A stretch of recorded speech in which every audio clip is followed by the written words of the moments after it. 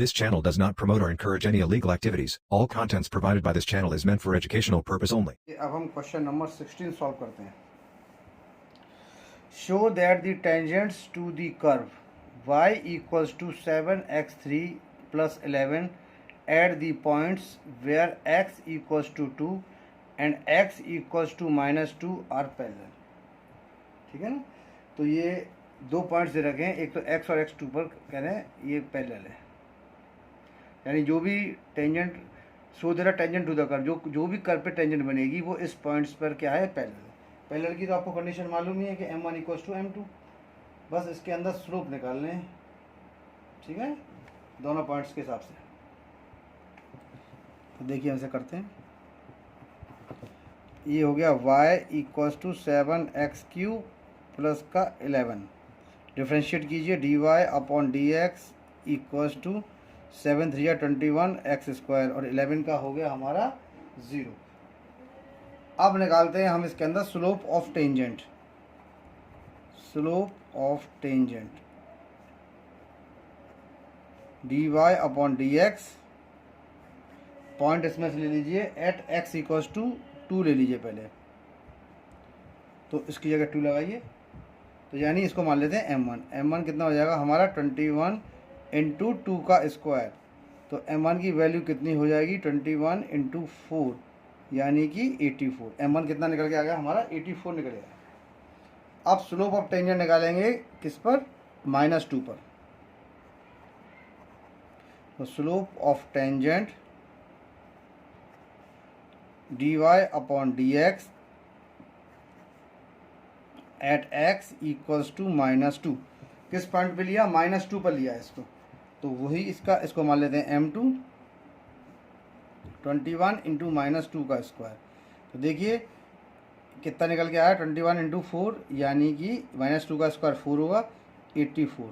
यहाँ पर देखिए कि m1 की जो वैल्यू m2 के बराबर आ रही है, m1 equals to m2.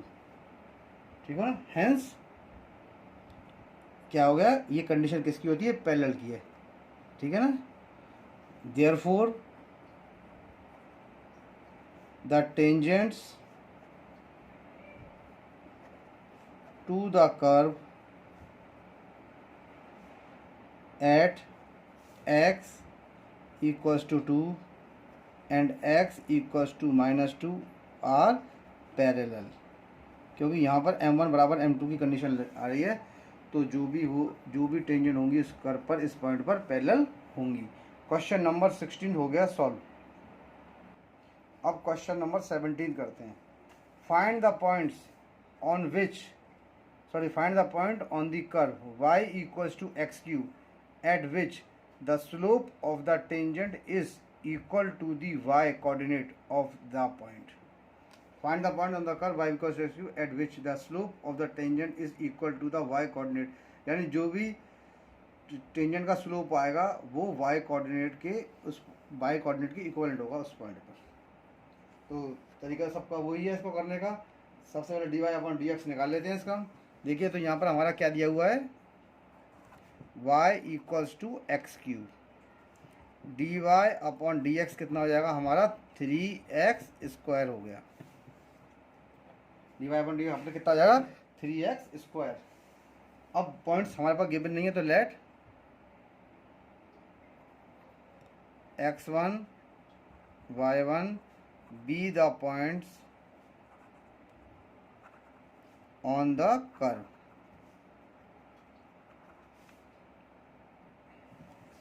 x1 y1 हमने उस कर्व पर पॉइंट मान लिए हैं. इसके बाद अगला स्टेप, जहाँ पर भी हमारा x1 है, x है उसको x1 से रिप्लेस करेंगे, जहाँ पर y है उसे y1 से रिप्लेस करेंगे. तो अब नेक्स्ट वाला आता है slope of tangent. Slope of tangent equals to dy upon dx at x1 y1. अब इसमें x1 y1 लगा देते हैं. ये देखिए हमारा पीछे चल रहा है. तो यहाँ पर देखिए सबसे पहली कंडीशन क्या है, y को y1 लगा देते हैं और x को x1 लगा देते हैं. ये रही कंडीशन हमारी. सबसे पहले इसको इक्वेशन नंबर 1 डाल देते हैं. तो ये कितना होगा, dy dx पर आएंगे ना. तो ये देखिए यहाँ पर हमने लगा दिया इसका y1 इक्वल्स टू 3x1 का स्क्वायर, ये यहाँ पर आ गया। इसको इक्वेशन नंबर 2 मान लेते हैं।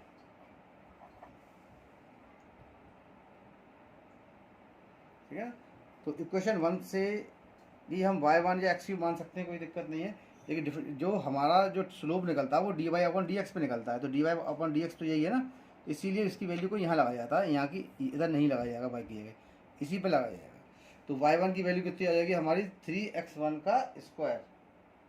अब फ्रॉम इक्वेशन 1 एंड 2 देखिए, पहली इक्वेशन ये रही और दूसरी इक्वेशन हमारी ये रही। फ्रॉम इक्वेशन 1 एंड इक्वेशन 2 देखिए, जहाँ पर भी हमारा y है वहाँ पर y1 कर दीजिए, यहाँ पर x है वो x1 कर दीजिए। तो देखिए, ये हमारा चल रहा है y बराबर x1 क्यूब, ये y1 है ना, तो यहाँ y1 बराबर x1 का क्यूब होगा, तो मैं यहाँ लगा देता हूँ y1 बराबर x1 cube equals to 3x1 का स्क्वायर। एक बार और देख लीजिए, देखिए ये y है, इसको y1 से रिप्लेस करेंगे और ये हमारा x1 हो जाएगा। तो y1 की वैल्यू x1 का क्यूब है, तो मैंने इस y1 की जगह x1 का क्यूब लगा दिया, बाकी 3x1 का स्क्वायर चल रहा है। ठीक है, अब इसको मैं इधर लेके आता हूँ, तो ये हो जाएगा x1 का cube minus 3x1 square equals to 0। यहाँ से मैं अपना x1 स्क्वायर कॉमन निकाल लेता हूँ, तो यहाँ से कितना बच जाएगा x1 और यहाँ से बचेगा माइनस का 3। देखिए, x1 का स्क्वायर इक्वल्स टू 0, तो x1 की जो वैल्यू आएगी वो 0 के इक्वलेंट आएगी, पहली वैल्यू। दूसरी वैल्यू देखते हैं, x1 minus 3 equals to 0, x1 minus 3 equals to 0, तो x1 की वैल्यू किसके बराबर आएगी, आपकी 3 के बराबर आएगी। x1 की दो वैल्यू आ गई 0 और 3। सिमिलरली अब y1 के अकॉर्डिंग देखिए, यहाँ पर इसको हम निकालते हैं। अब देखिए, हमने जो x1 की जो वैल्यू निकाली है अपनी फर्स्ट इक्वेशन में हम इसको लगाएंगे। देखिए y बराबर है ना, तो हम इसको y1 बराबर x1 का क्यूब करेंगे, तो इस सारे पॉइंट्सों को इसमें सेटिस्फाई करेंगे। ठीक है, तो y1 बराबर किसके है, x1 का क्यूब। ठीक है, x1 की वैल्यू 0 के बराबर थी, यानी y1 बराबर कितना हो गया हमारा 0। अगली कंडीशन, x1 की जो वैल्यू थी वो 3 के इक्विवेलेंट थी। इसको मैं इसमें लगा देता हूँ, यानी किसमें, y1 इक्वल्स टू x1 की वैल्यू कितनी थी 3, तो 3 का क्यूब बन जाएगा ये। तो यहाँ पर जो y1 की जो वैल्यू निकल के आएगी, सॉरी इसको ऊपर करता हूँ मैं। देखिए, y1 बराबर x1 का क्यूब था, तो x1 बराबर 0 निकल आया, y1 बराबर क्या आएगा 0 आ जाएगा लगाने। अब x1 की वैल्यू मैं 3 लगा रहा हूँ इसी के अंदर, जब मैं x1 की वैल्यू 3 मैं इसमें लगा रहा हूँ, तो y1 इक्वल्स टू 3 का क्यूब, यानी y1 इक्वल्स टू 27 बन जाएगा हमारा। ठीक है, तो ये y1 की भी दो वैल्यू मेरे पास निकल के आ गई, एक तो ये आ गई और एक वैल्यू हमारी 27 आ गई। अब इनको मैं पॉइंट्स की फॉर्म में लिख देता हूँ। तो मेरे पॉइंट्स कौन कौन से हो गए, पॉइंट्स आर 0, 0 और दूसरा 3, 27, 3, 27 पॉइंट हो गए 0, 0 और कौन से हो गए 3, 27। ये हमारा इसका हो गया आंसर। ठीक है, देखिए x1 0, y1 0 और x1 यानी 3 और ये हमारा 3। देखिए 3 लगाने पर ये आया था ना, तो 3 और 27 ये हो गया, 0 लगाने पर ये आया था तो y1 0 होगा, इसलिए पॉइंट कौन से हो गए 0, 0, 3 और 27। अब ये क्वेश्चन नंबर 17 सॉल्व हो गया। अब 18 सॉल्व करते हैं। देखिए, हम इसका क्वेश्चन नंबर 18 सॉल्व करते हैं। For the curve y equals to 4x cube minus का 2x5 find all the points at which the tangent passes through the origin. Origin पे क्या होते हैं 0, 0 होते हैं points. For the curve y equals to 4x cube minus का 2x5 find all the points at which the tangent passes through the origin. Origin से pass out हो रही है, तो ठीक है वही है। अब देखिए, इक्वेशन ऑफ टेंजेंट तो आपको मालूम है y minus y1 equals to m x minus x1 होता है, तो वही सबसे पहला लेट x, कोई पॉइंट्स गिवन तो है नहीं इसके अंदर, ओरिजिन पे गिवन है केवल 0, 0। बाकी चलिए x1 y1 की वैल्यू भी ऐसे देखते हैं हम क्या है।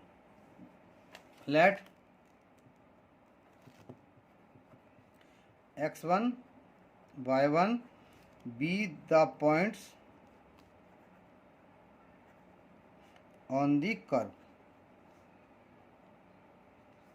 एक्स एंड वाई कोई पॉइंट्स हमारे काय पे दे रखे हैं, कर्व पे दे रखे हैं। इक्वेशन हमारी क्या है, y equals to 4x³ minus 2x की पावर हमारी क्या है 5। इसको डिफ्रेंशिएट करते हैं, इसको इक्वेशन नंबर 1 मान लेते हैं। तो ये कितना हो जाएगा, dy upon dx equals to 4 या 12x² माइनस का 10x की पावर 4। अब निकालेंगे स्लोप ऑफ टेंजेंट।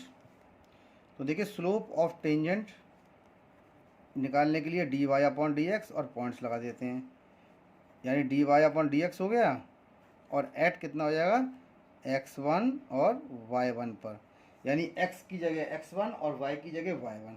और टेंजेंट को हम m से भी करते हैं रिप्रेजेंट। तो m बराबर कितना हो जाएगा हमारा 12x1 का स्क्वायर माइनस का 10x1 की पावर 4। हमारा स्लोप कितना निकल के आ गया, ये 12x1 का स्क्वायर माइनस 10x1 की पावर 4। अब निकालते हैं equation of tangent. Equation of tangent,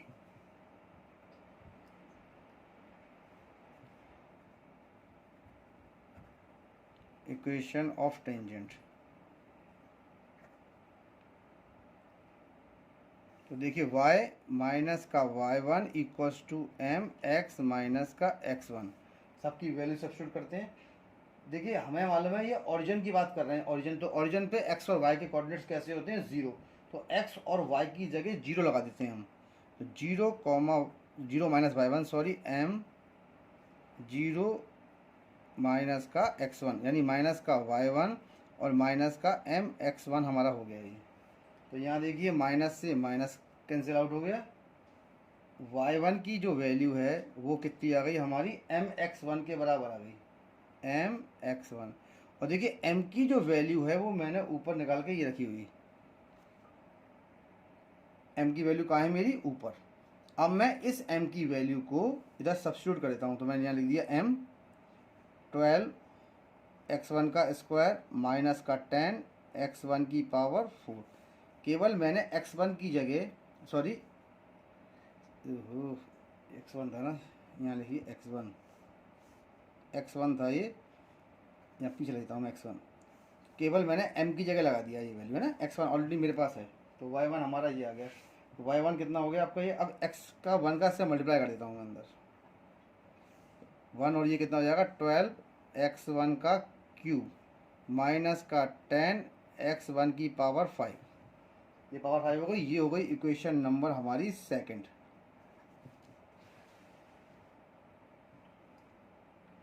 अब लीजिए फ्रॉम इक्वेशन 1 एंड इक्वेशन 2, पहली और दूसरी इक्वेशन से देखते हैं। तो पहली दूसरी इक्वेशन में क्या है, दोनों को हम कंपेयर करते हैं, यानी कि एक हमारी ऊपर है और दूसरी हमारी कहाँ पर है, यहाँ है। तो कौन कौन सी फर्स्ट कंडीशन है, फर्स्ट कंडीशन तो देखो यहाँ पर 4x1, मैंने आपको पहले ही बताया कि जहाँ पर भी x है वहाँ x1 डालना है, जहाँ पर भी y है वहाँ y1 डालना है, बस। तो अब यहाँ पर देखिए फर्स्ट इक्वेशन मेरी थी y equals to 4x³ minus का 2x की पावर 5। तो मैं यहाँ इसकी जगह मैं क्या लिखूँगा, y1 लिखूँगा ना।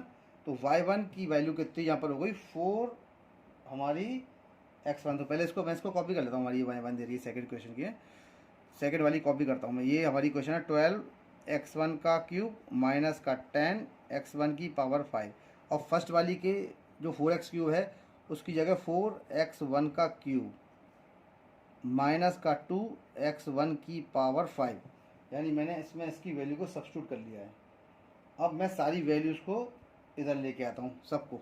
तो ये देखिए ये क्या चल रहा है, 12x1 की पावर 3 माइनस 10x1 की पावर 5 माइनस का 4x1 की पावर 3 माइनस इधर आके प्लस में कन्वर्ट हो जाएगा 2x1 की power 5 equals to 0।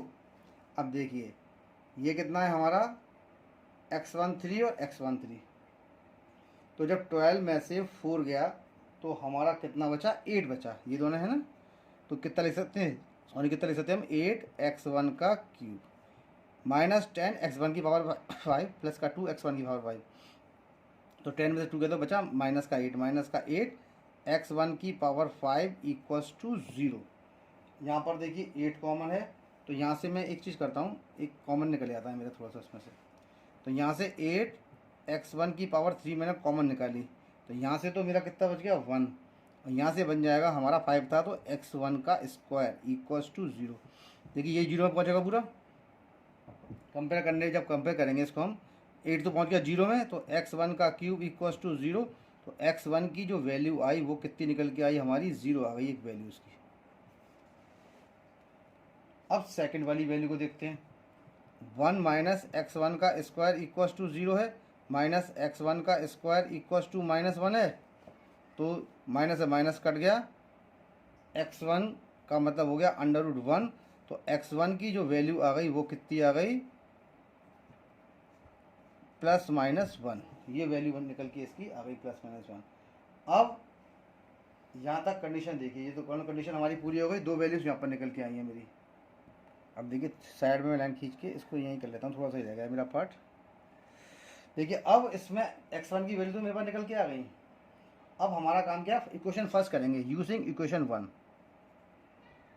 Using equation 1 में इक्वेशन 1 को यूज़ करता हूँ, x1 बराबर 0 लगा देता हूँ मैं इसके अंदर। तो देखिए जब x1 बराबर हम इक्वेशन 1 में 0 लगाएंगे तो ये पूरी इक्वेशन ही हमारी 4x³ माइनस का 2x5 है, तो ये सारी काय में कन्वर्ट हो जाएगी 0 में, यानी 0 माइनस का 0 इक्वल्स टू 0। तो ये 0 में आ जाएगी, यानी कि यहाँ पर जो x1 की जो वैल्यू लगाने पर ये पूरी 0 हो गई। ठीक है, यहाँ पर हमने x1 बराबर 0 लगा दिया था, तो ये पूरी 0 में कन्वर्ट हो गई। अब x1 बराबर 1 लगाते हैं, पुट x1 बराबर 1, यहाँ पर पुट ले देता हूँ मैं। अब 1 लगाते हैं, तो 1 लगाने पे क्या कंडीशन बनती है, 4x का क्यूब यानी 4 × 1 का क्यूब -2 × 1 की पावर 5, यानी 4 माइनस का 2 कितना हो गया 2। 4 माइनस का 2 कितना हो गया, यहाँ पर कितना निकल गया 2। यानी जो y1 की जो वैल्यू है, y1 की जो वैल्यू निकल के आई है वो कितनी आई है हमारी, y1 = 0। यहाँ पर आई है y1 की वैल्यू 2, ये आ गई, एक 0 आई है और एक 2 आई है इसके अंदर। अब अगली कंडीशन, यहाँ पर दोनों वैल्यूज़ को हमने यहाँ पर निकाल के देखा है। ठीक है, तो y1 की वैल्यू मेरे पास कितनी निकल के आई है 2। अब यहाँ पर देखिए पुट एक प्लस थी माइनस थी, तो x1 बराबर -1 लगा देता हूँ मैं इसके अंदर, हल्का सा इसके अंदर। तो यहाँ पर देखिए y1 = 4 × -1 का क्यूब, बीच में माइनस साइन है, 2 × -1 की पावर 5। तो y1 कितना आ गया, -1 बन जाएगा, तो माइनस का 4, ये आपका माइनस बन जाएगा, माइनस माइनस प्लस, यानी प्लस का 2, -4 प्लस का 2। तो यहाँ पर y1 की वैल्यू कितनी आ गई, -2। तो y1 की वैल्यू यहाँ पर कौन कौन सी निकल के आ रही है, एक तो आई है -2, कौन सी आई है -2, ऊपर थी +2। अब पॉइंट्स कौन कौन से हो गए, एक तो देखिए पॉइंट्स थे इसके 0 0, दूसरा सॉरी x1 की वैल्यू हमने प्लस ली थी, है ना, प्लस लगाने पर आपकी वैल्यू कहाँ आई थी, तो एक तो वैल्यू हमारी x1 की हमने ली थी, इसमें 1 आई थी, 1 लगाने पर ये 1 लगाया था मैंने इसमें, तो y1 की वैल्यू कितनी आई थी, 2 आई थी, है ना। फिर मैंने -1 लगाया था, तो -1 से जरा -1 से कितनी आई, -2 आ गई। तो ये आपके 3 पॉइंट्स आ गए, 0, 0, 1, 2, -1, 2। क्वेश्चन नंबर 18 आपका हो गया सॉल्व। अब क्वेश्चन नंबर 19 करते हैं। Find the points on the curve x² plus का y² -2x माइनस का 3 = 0 at which the tangents are parallel to the x axis के पैरेलल हैं। तो वही condition, let x1 y1 be the points on the curve, be the points on the curve। ठीक है, curve हमारा कौन सा गिवन है इसके अंदर, x² प्लस का y² माइनस का 2x माइनस का 3 = 0। अब इसको इक्वेशन नंबर 1 डाल देते हैं हम। अब इसका डिफरेंशिएशन करते हैं, तो ये आएगा 2x का, x² का हो गया 2x, इसका हो गया 2y और dy/dx इसका हो गया माइनस का 2 और 3 का हो गया 0 इक्वल्स टू 0। ठीक है, यहाँ से ये सब आ गया। यहाँ से 2 कॉमन निकाल लेते हैं हम, तो ये 2 कॉमन निकाल लिया तो कितना आ जाएगा x प्लस का y d y upon d x minus 1 equals to 0 और 2 पहुँच गया 0 में, यानी x प्लस का y d y upon d x equals to 1। Minus 1 को इधर भेज के मैंने क्या में कन्वर्ट कर दिया, यहाँ पर हमारा आ गया ये 1। इधर भेजता हूँ मैं इसको, y d y upon d x equals to 1 minus का x जाके यहाँ माइनस में कन्वर्ट हो गया, तो d y upon d x की जो वैल्यू हो गई वो कितनी हो गई 1 माइनस का x, ये नीचे पहुँचेगा तो 1 माइनस का x अपॉन y बन जाएगा। तो ये हमारा क्वेश्चन नंबर आ गया यहाँ पर 19th का आधा part d y upon d x को सॉल्व कर दिया है। अब वही कंडीशन अब निकालेंगे स्लोप ऑफ टेंजेंट सॉरी। तो देखिए स्लोप ऑफ टेंजेंट क्या होता है, वही d y upon d x के पॉइंट्स लगा दीजिए, d y upon d x at x1 y1, x की जगह x1 और y की जगह y1, इसमें लगाना है। ठीक है ना। अब यहाँ देखिए m1 निकलेगा इसका टेंजेंट का स्लोप, m1 हो गया, तो उसमें हमने क्या किया, केवल पॉइंट्स लगा दिए, x की जगह x1 1 माइनस का x1 अपॉन y1, मेरी m1 की वैल्यू आ गई। ये किसकी वैल्यू आ गई। अब स्लोप ऑफ लाइन, अब बात कर रहे हैं sorry at which the tangent are parallel to the x axis, है ना। तो slope of line, slope of line bracket में कर देता हूं इसके अंदर एक्स एक्सिस, क्योंकि एक्स एक्सिस पर ये पैरेलल है, अगर वाई एक्सिस पर है तो वाई बराबर हमारा 0 हो जाएगा। ठीक है, तो हम इसको कंपेयर करें, हमारी एक लाइन होती है जैसे formula y equals to m x plus c से हम वो करते हैं, तो हम इसको कैसे लिख सकते हैं, Y equals to 0x plus का 0। तो जानिए जब वाई बराबर 0 है तो ये कंडीशन तो पूरी बनी थी है इसके अंदर, तो उस कंडीशन के अंदर जो वाई की जो वैल्यू आएगी वो आपकी 0 है। ठीक है ना, वाई की वैल्यू जब हमारी 0 हो जाती है सॉरी, तो आपका जो स्लोप निकल के आएगा इसकी वैल्यू 0 लगाने पर वो क्या आएगा, m2 equals to 0, m2 equals to 0। ये हमारी किसकी वैल्यू आ गई, ये आपकी m2 की वैल्यू आ गई। और देखिए साथ में कंडीशन भी दे रखी है कि लाइन्स आर पैरेलल। अब x एक्सिस पे पैरेलल है, मैंने x एक्सिस पे निकाल लिया, x एक्सिस पर ये स्लोप निकल रहा है, slope of line on the x axis, यानी इसकी जो स्लोप आ रही है वो m2 कितनी आ रही है, 0 के बराबर आ रही है। अब एक कंडीशन और दे रखी है, दे आर पैरेलल। पैरेलल वाली कंडीशन हमारी क्या होती है, when lines are parallel, when lines are parallel, तो उस कंडीशन के अंदर m1 इक्वल्स टू m2 होता है। ठीक है, अब दोनों स्लोप को इक्विवेलेंट लगा देते हैं हम, 1 माइनस का x1 upon y1 equals to 0, इसको मैं यहाँ भेज देता हूँ, तो ये हो जाएगा 1 माइनस का x1 इक्वल्स टू 0, यानी कि इसको x1 को जब इधर भेजेंगे, जब इसको भेजेंगे माइनस का x1 सॉरी माइनस का x1 इक्वल्स टू 0 माइनस का 1, यानी माइनस का 1, इससे कट गया। तो x1 की जो वैल्यू आई वो कितनी निकल के आई, 1। x1 की वैल्यू मेरी कितनी आ गई, 1 आ गई। अब इस वैल्यू को मैं अपनी इक्वेशन नंबर इतनी मैं साइड में कर देता हूँ, अब इस वैल्यू को मैं इक्वेशन नंबर 1 में लगा देता हूँ। ठीक है, putting x1 equals to 1 in equation 1, equation 1 में लगा देते हैं इसको।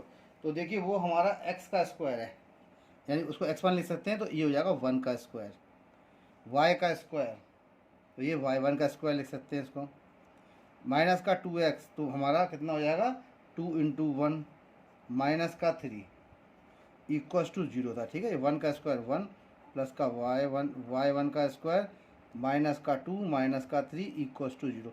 माइनस का 2 माइनस का 3 होता है माइनस का 5, माइनस के 5 में से प्लस के 1 गए तो कितने बचे, 4, यानी y1 का स्क्वायर माइनस का 4 इक्वल्स टू 0, तो y1 का square equals to 4, y1 equals to √4, यानी कि प्लस माइनस 2।